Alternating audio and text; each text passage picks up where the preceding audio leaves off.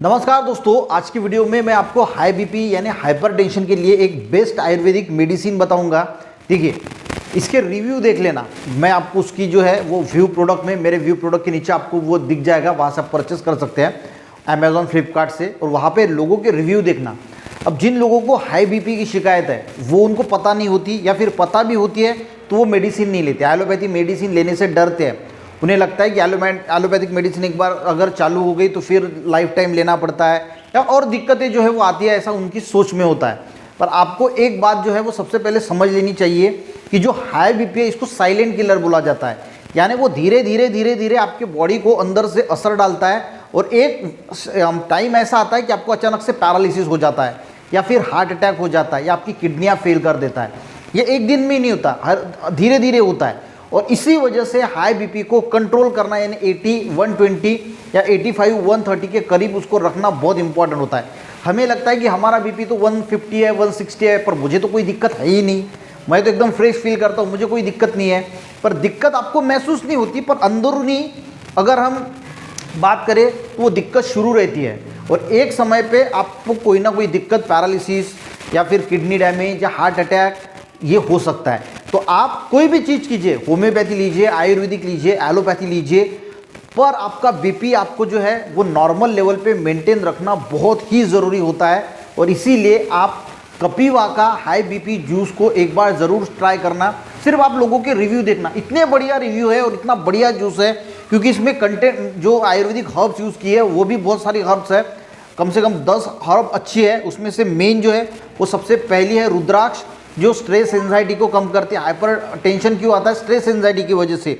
उसी के साथ इसमें गार्लिक भी है, जो बैड कोलेस्ट्रॉल को कम करने के लिए बहुत अच्छा माना जाता है, और अच्छा वाला कोलेस्ट्रॉल को बढ़ाता है। अर्जुना है, अर्जुन की छाल है, अर्जुन का छाल की एक्सट्रैक्ट है, यानी वो हार्ट को स्ट्रेंथ भी देता है। उसी के साथ बीपी को भी लो करने के लिए बहुत काम का चीज़ है अर्जुना।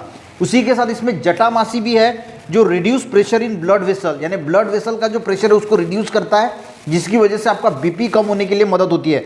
और इसमें ब्राह्मी भी है, जो स्ट्रेस एंजाइटी को कम करने के लिए मदद होती है। 3 महीना, आप 3 महीना इसको जो है वो ट्राई करके देखो और आपका बीपी मेजर करो। अगर आपको लगता है कि बीपी कम है तो आप इसको कंटिन्यू कर सकते हैं।